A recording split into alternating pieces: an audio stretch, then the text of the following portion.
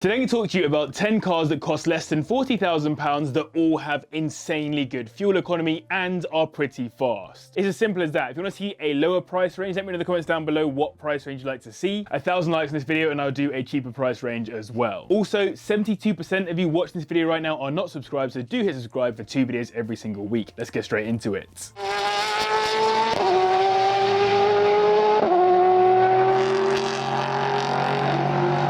When buying a Jaguar F-Type, you have 3 engine options: an aggressive sounding petrol slurping V8, a lighter middle ground V6, or the more economical option, a 2-litre turbocharged inline 4-block that makes 295 brake horsepower, taking the car to 60 in 5.7 seconds, which is actually incredibly slow compared to the other cars on this list. That's compounded by the fact that it's actually got the joint least quoted miles per gallon at 31. However, it remains probably the most striking car on this list, so it very much deserves its place with its exotic looks, particularly in the right specs. I also don't think the average person is going to notice the differences between an inline 4 and a V8 example from the outside, so getting all that fuel economy while driving something that looks genuinely special thanks to Ian Callum's design. You should also be able to get a facelift model within our price range, so post 2019, which means a slightly more slim but aggressive front end and some changes to the interior too. These will run you around £22,000 at the bottom end, and for our 40k limit we'll be looking at a 2020 model with around 15,000 miles on the clock, though it's worth mentioning that the 2-litre block is slightly more known for reliability issues than the V6. Much has been said about Mercedes offering less aggressive versions of their AMG models, like the C43 for the C63 or the A35 for the A45, but in reality,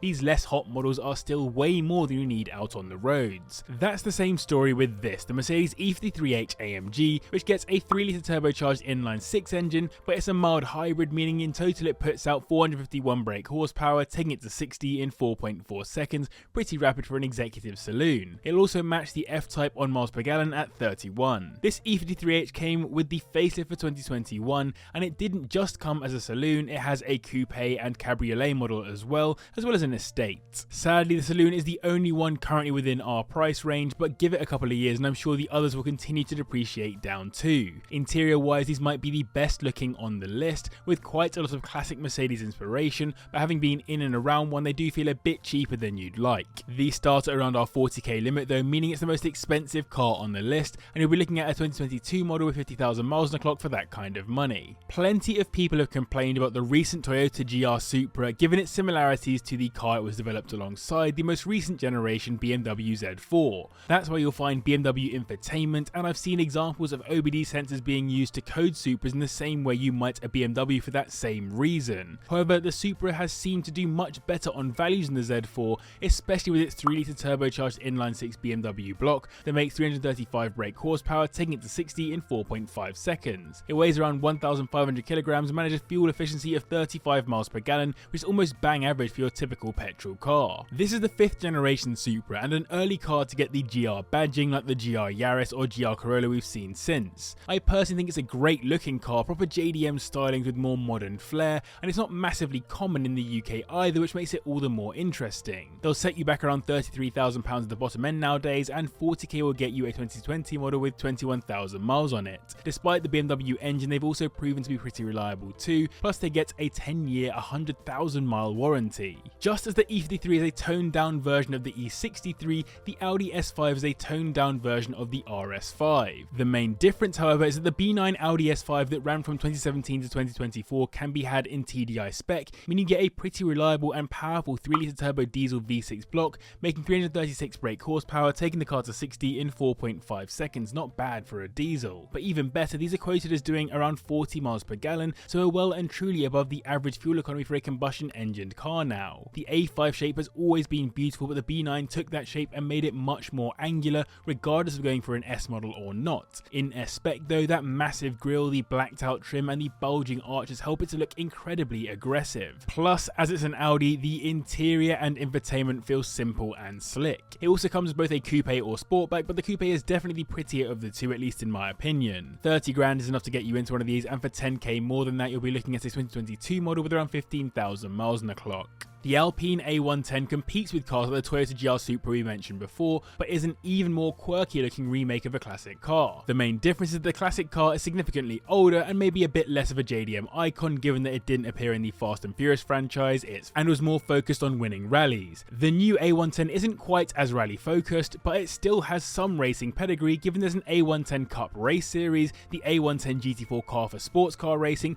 and an actual A110 rally edition mostly focused on racing in tarmac rally championships. The base road going car comes with a 1.8 litre turbocharged inline-4 engine though, which makes 248 brake horsepower, taking it to 60 in 4.4 seconds, helped by it weighing a hair over 1,100 kilograms. That low weight and small engine also means it manages around 41 miles per gallon, which is actually solid for a car that looks this good. I think they look great outside and in, but some owners have complained about the Renault levels of materials you'll find on the dashboard. Values have held pretty well on these in the UK, starting at 34k now, with 40k getting you a 2022 model with 10,000 miles on the clock. So I hope you guys are enjoying this video. If you are, then do hit the like button and subscribe as well if you're new. And let me know in the comments down below, what is the current fuel economy of your car? Thanks to the lovely team at Motorland in Beckenham, I recently had the opportunity to drive and review the BMW i8, and though I didn't really expect to like it, I realised it might actually be the perfect car for someone like me who lives in the city, doesn't have any kids, loves cars, and mostly does shorter journeys. That's because this thing will manage around 42 miles per gallon using its hybrid powertrain, and will go around 23 miles using just its electric power. That powertrain is a 1.5 litre turbocharged inline-3 working with that electric power to produce 356 brake horsepower, taking the car to 60 in 4.3 seconds, making it the quickest car on the list despite such a small engine. They look and feel futuristic, the dihedral doors add to the theatre as well, and for such a small engine they sound pretty good. They definitely don't feel like a sports car to drive though,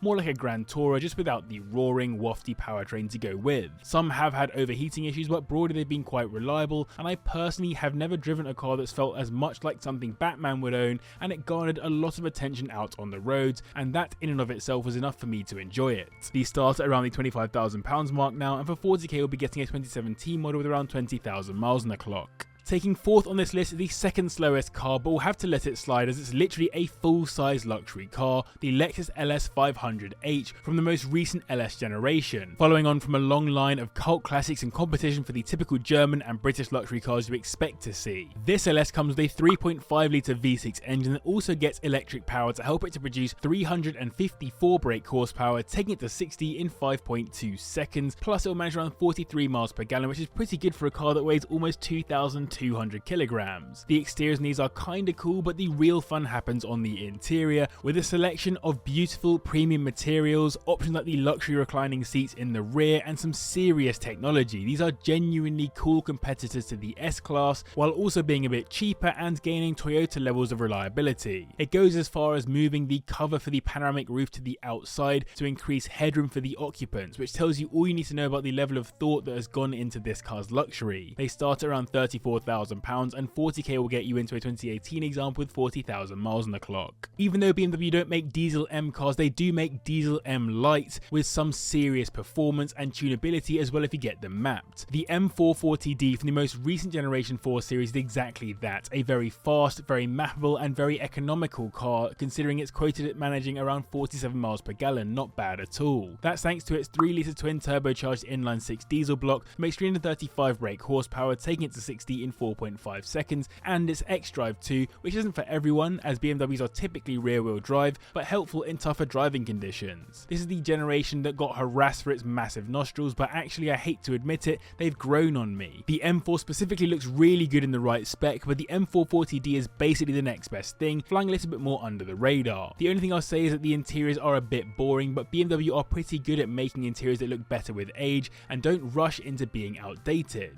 These will run you around £30,000 at the bottom end, and for 40k you'll be getting a 2022 model with 25,000 miles on the clock. I personally would like quite a few of the cars on this list, but I think if you gave me the choice of them all, I would probably go for this, the second generation Porsche Panamera 4 V6e hybrid, and I'd specifically go for a Sport Turismo example, which is actually just about available within our price range. Either way though, it's a lovely looking car with pretty insane fuel economy, 76 miles per gallon quoted, though I've seen owners and reviewers talking about getting more like 38 to 40 miles per gallon. Regardless, they come with a 2.9 litre twin turbocharged V6 engine combined with electric power to produce 455 brake brake horsepower, the most on this list, taking it to 60 in 4.5 seconds, really decent. The first gen Panamera was nice, but the second gen somehow looks so much more modern, and the estate vibes of the Sport Turismo really hit nicely, setting Porsche up to do the equivalent with the Taycan. The most aggressive Panamera came with a V8 hybrid powertrain, so while this is the step down, it's probably the more sensible car. The only thing you're missing out on is a bit of extra flair from the Turbo S model, for example. £31,000 the minimum I could find these listed for, and for 40k you'll get a 2018 Sport Turismo model with 60,000 miles on the clock. Taking the top spot on this list, we have Volvo's answer to the BMW 3 Series or equivalent, the S60 in T8 spec, which means it originally got quite an interesting powertrain, a 2-litre twin-charged inline-4 engine, plus it's a hybrid, which means it puts up 384 brake horsepower combined, as 0 to 60 in 4.5 seconds, helped of course by it being all-wheel drive. On top of this, because it's a hybrid that can do 36 miles in electric-only mode, it has a quoted fuel economy of 122 miles per gallon, which is probably not the reality, but thinking about my life in London,